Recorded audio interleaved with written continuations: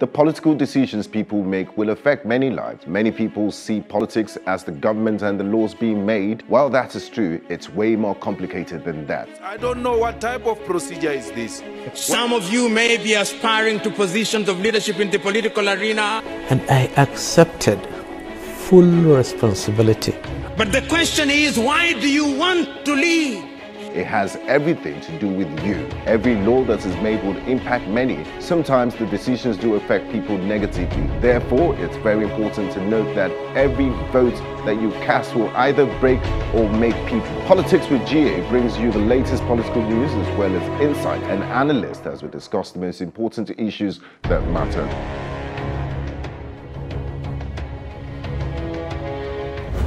As the 2019 general elections draw nearer, some sitting governors and senators are in a tough race over who occupies certain senatorial seats.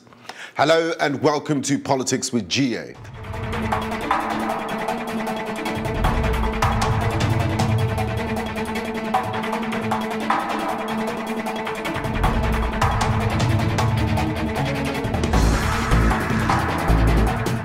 As the All Progressive Congress and the People's Democratic Party prepare for the respective primaries, 8 state governors have so far declared interest to contest for senatorial seats and have moved against serving senators for tickets for their respective parties. The governors, who would be serving out the constitutionally allowed 2-term limits for state chief executives by May 29th next year, are up to stop the senators who are seeking to return to the upper chamber of the National Assembly.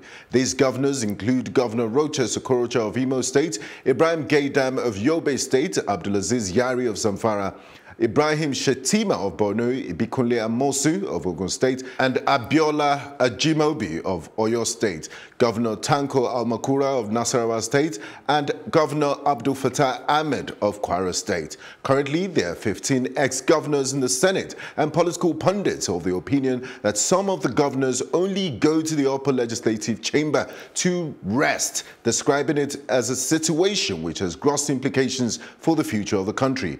Even a former governor of Cross River State, Mr. Donald Duke, once said the Senate won't find peace until former governors stop making it a retirement home. Others have argued that the wealth of experience the former governors bring to the legislature makes the process richer.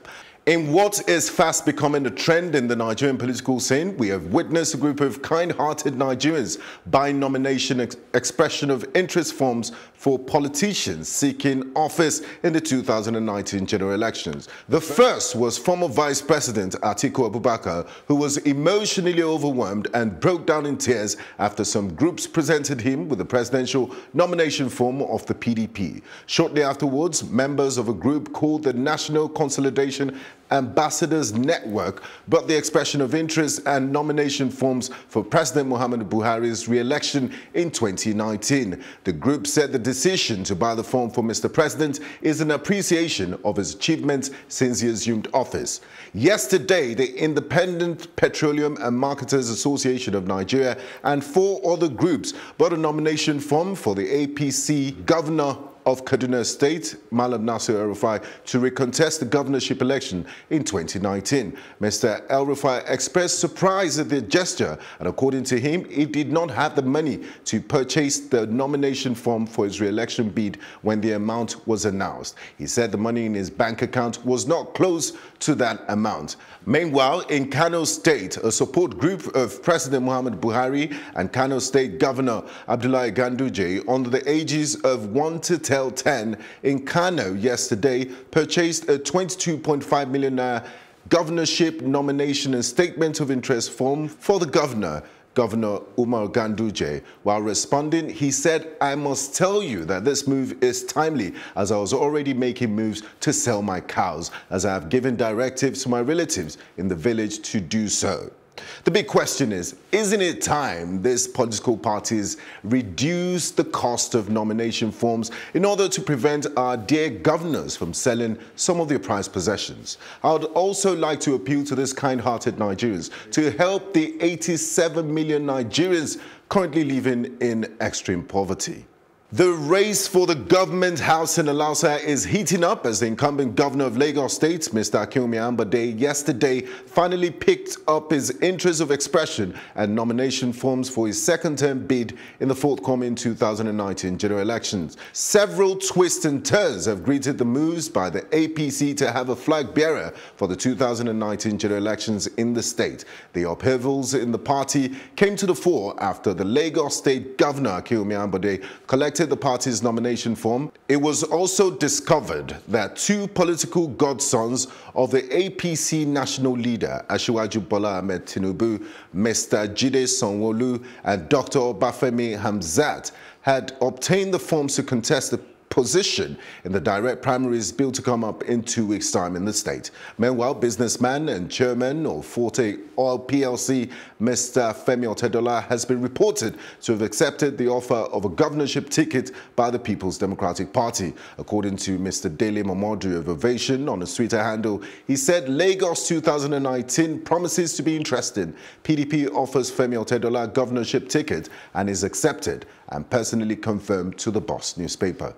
The Board of Trustees of the People's Democratic Party has set up a committee to liaise with all the presidential aspirants to discuss the possibility of having a consensus candidate. The Board of Trustees also warned its members against campaigning for any of the aspirants in order not to polarize the party.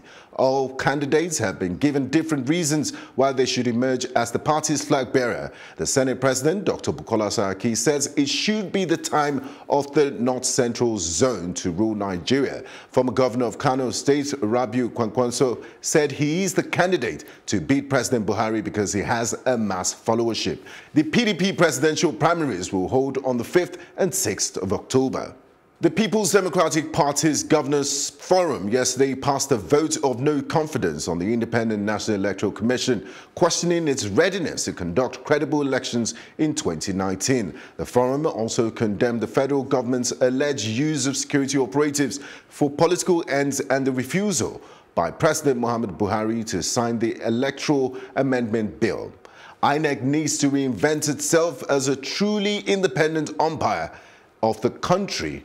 The governor of Ekiti State, Ayodele Fayose, said INEC needs to reinvent itself as a truly independent umpire of the electoral process in the country. For now, we have no confidence in INEC. The commission has conducted itself as a tool of the APC-led federal government, especially with the roles of the chairman, Professor Mahmoud Yakub, and a national commissioner, Mrs. Amina Zachary. The forum said in a statement by its chairman, Ekiti State Governor Ayodele Fayose. The governors also denounced in strong terms the politicization of security agencies by the federal government. He says, we observe that security agencies have become organs and tools of the APC-led federal government to harass and intimidate the opposition and dissenting voices. They decried the use of security agencies for the alleged perpetration of electoral fraud in Ekiti, Osun, and River State and urged personnel to be non-partisan in the performance of their duties. I spoke with Engineer Martin Zanovo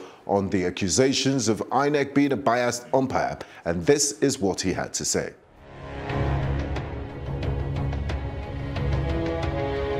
I would want to address the poverty differently.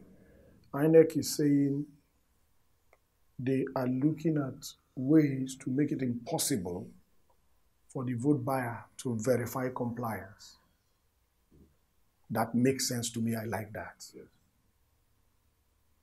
And I think that can be done in very many ways. But that is the responsibility of INEC. I think that there are more fundamental issues. The integrity of INEC as an institution. You know, I talked about nepotism. Where a first-degree niece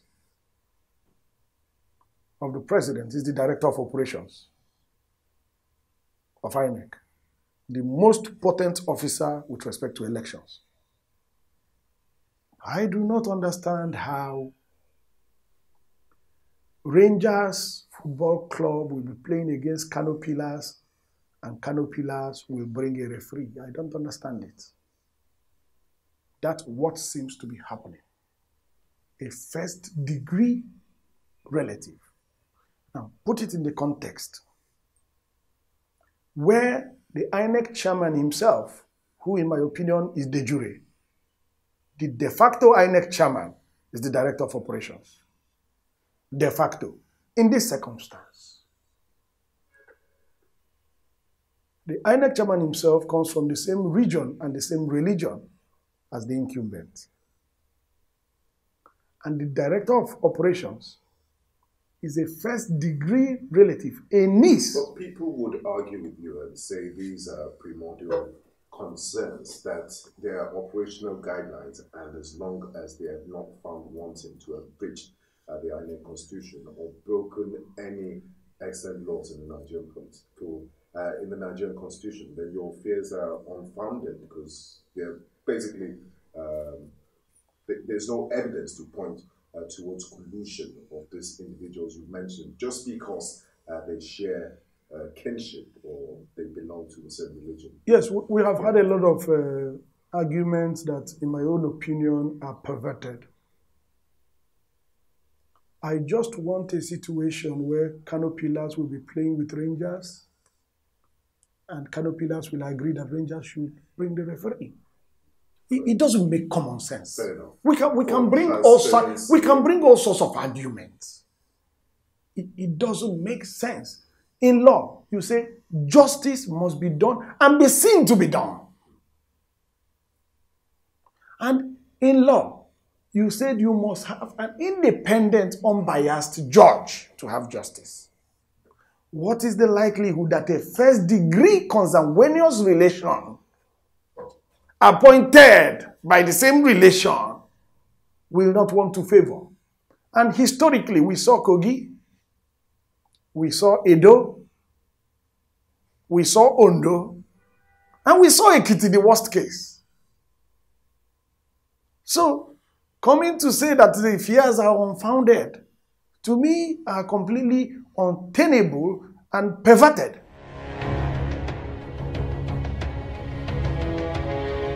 The Minister of Information and Culture, Alhaji Lai Mohammed, has said that the use of fake news and misinformation as weapons by the members of the opposition will be a major obstacle to the 2019 general elections. Speaking at the Nigerian Governors Forum, the media handlers of the State Governors Media Conference, he said never before have this evil twins of misinformation and fake news permeated the public space as we have now. He said, never before have these evil twins of misinformation and fake news permeated the public space as they have now. And make no mistake about it, they've become potent weapons in the hands of the opposition. The minister said, I spoke with Mr. David Ajikobi, the country editor of Africa Check, on the importance of fact-checking in the run-up to the 2019 general elections.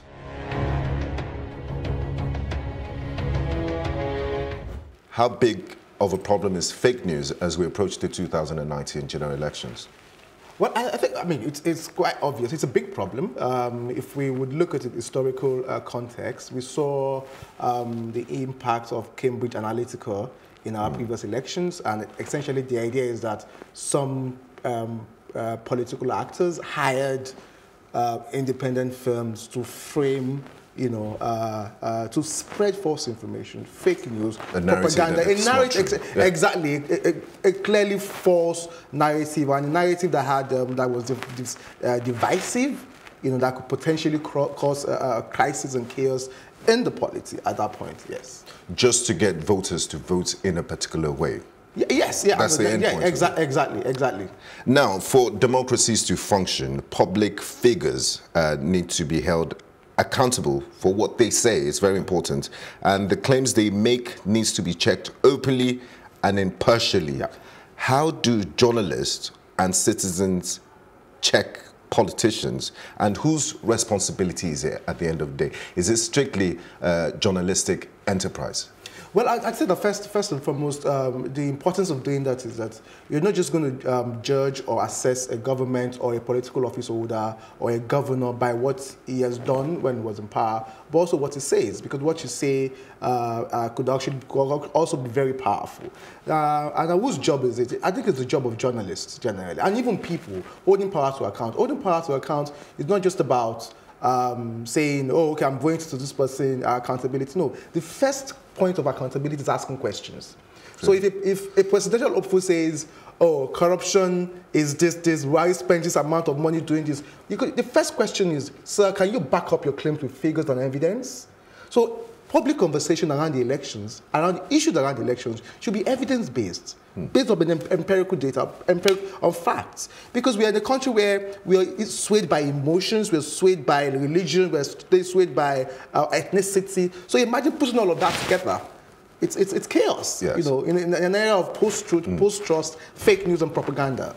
You must really have your work cut out for you, operating in such an environment. Tell us about your organization and what are some of the methods you use to fact-check?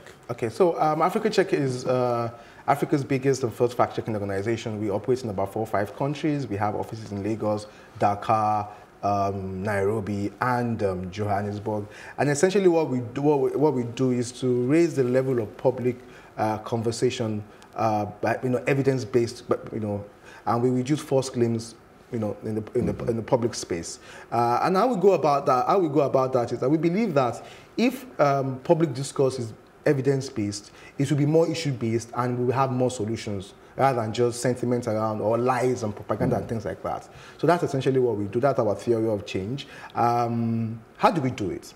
So essentially we employ simple journalistic skills and some tools and some computer tools to fact-check claims made in the public. So for example... Can you give us a practical example of a claim that a Nigerian politician has made in recent times and how you went about it and the verdict? Fantastic. So presidential hopeful Atiku Abubakar, when he was declaring his presidential ambition in Yola during a rally, said the corruption, the unemployment rate in Nigeria is the highest in the history of this country. Now, I mean, that's a very emotive thing to say during a rally where, a bulk of the population slides young people between 18 and 35. And are unemployed. Yeah, exactly. Very, very, and it went on to talk about how it was going to create jobs and things like that. But we said, okay, look, sir, would that statement be correct? Because the context was that Buhari has caused more unemployment than any other. And in the history of Nigeria. Exactly, in the history of this country. Yeah.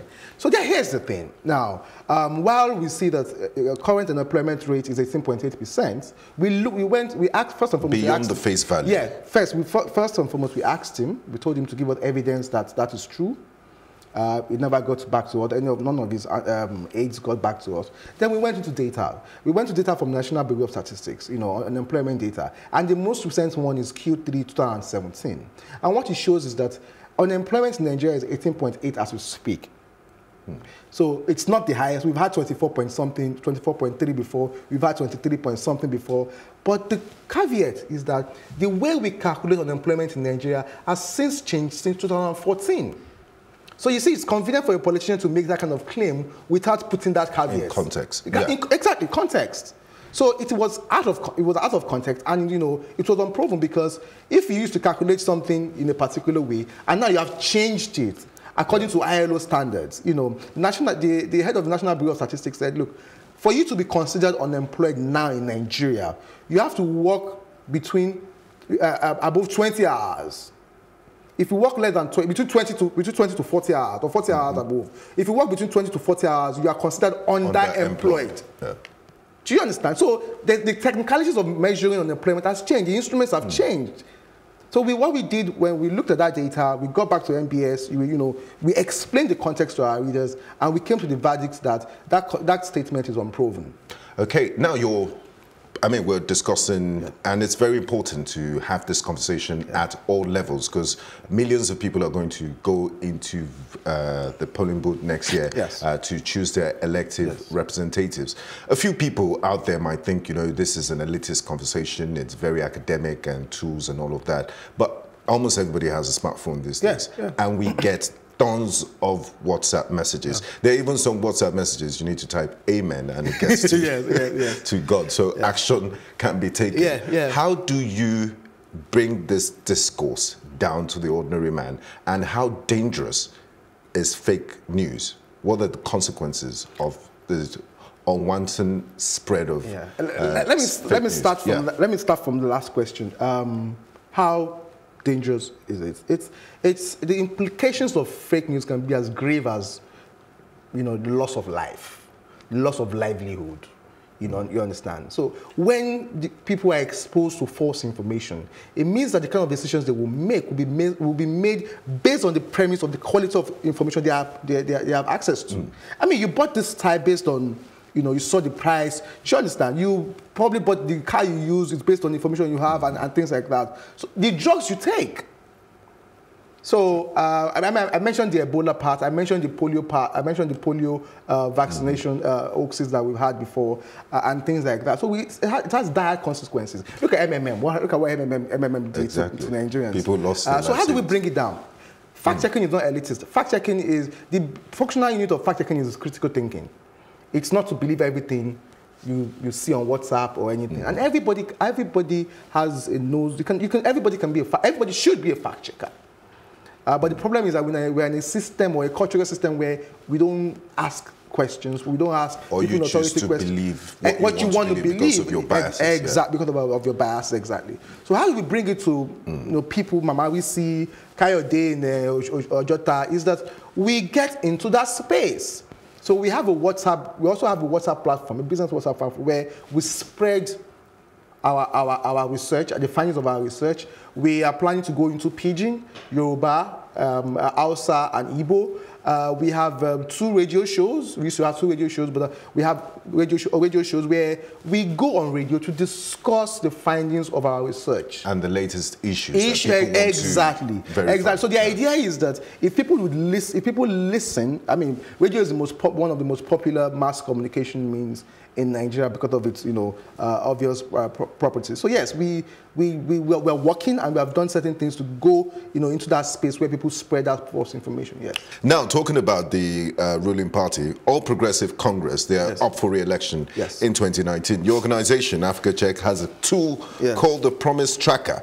It's election seasons. Politicians promise heaven on earth. All sorts. You'd almost think they are Santa Claus to voters. Now, how has the ruling party performed on some of the main promises it made ahead of the 2015 elections? And how does your election tracker work? Okay, so the election tracker is essentially to keep the party accountable for the promises it made to Nigerians before during the 2015 elections. And just to add some context, we all also remember that the party doubled back on some of the promises it made to Nigerians. Even till now, they still deny some of those promises. So what we did essentially, we did it in Nigeria, we did it in Kenya, and we did it in Senegal, is to say, look, the ruling party, your manifesto, what you have promised Nigerians, we will from time to time assess them to see if they have been met, if they are in progress, or if they have been broken. So, for example, your president promised that it would make sure that the healthcare system in Nigeria is so good that no Nigerian will have cause to go outside the country for healthcare services. And he himself has been the the verdict on that is broken, exactly. Yeah. This same government promised that every year they will create 3 million jobs. There's no evidence to suggest that they've created 3 million jobs. This government, for example, promised to initiate social intervention policies, conditional cashback and things, and that's in progress. Okay. You understand? So you see, some promises are in progress, some have been kept, and some have been broken. So it's a mixed stage. So if you go to our website, for example, www.africacheck.org, you will see a list of those promises, and we consistently track them because new data will come out, from time to time. So we are not partisan, we are independent. Our work is quite thorough, and we like to be fair to all. Yeah. Now, just before we wrap up, how do you prevent the weaponization of fact-checking? Politicians use data, or could use data provided by your organization as ammunition against opponents, and how do you maintain fairness and integrity? Because people might just say, you could just rubbish how President Donald Trump will say CNN fake news and just dismiss all your findings just by saying it. How do you keep your integrity as an organization? Okay, so we essentially, we are not pro-APC, we are not pro-PDP, we are not pro-SDP, we are pro-facts.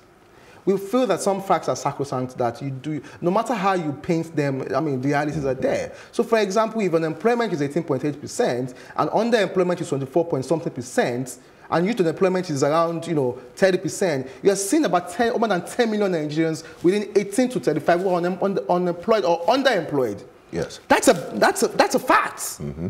That's our reality. So no matter how you want to twist it or paint it, they remain what they are. So let me give you an anecdote, for example. The DG, the Assistant General, Dr. Yemi Kale, we were at a forum in Abuja, and he said, when a particular data comes out, and he favors the APC, he's friends with the APC government. When he doesn't favor the APC, the P is friends with the PDP. They say he's friends with the PDP. Yeah. So yes, politicians will always try to manipulate or oversimplify or over-amplify data or dismiss in some cases. But I think our non-partisan nature as fact checkers is to put it out there for people the way it is. And if you go through our processes, if you go through our procedures, if you go through the facts and the data points we've used, you most likely will come to the same conclusion. That is how we work. And that is how most fact checkers, independent fact checkers across the world work. Fantastic. Finally, Mr. David Jacobi, yes. As we approach the 2019 elections, yes. It's political season. What's your message to the ordinary Nigerian? What can he do, and how can fact-checking improve his lot in the next 4 years before we get to the next electoral cycle? What are the tools he needs? Yeah, first and foremost, I think one of the first tools is critical thinking. We have to be critical of what public office holders or would-be public office holders are already telling us. And I think that the problem is that we all concentrate more on the center. You have local government chairmen, you have councillors who will come in, you have people vying for your state's assembly, out of assembly. You have people vying for your senatorial districts.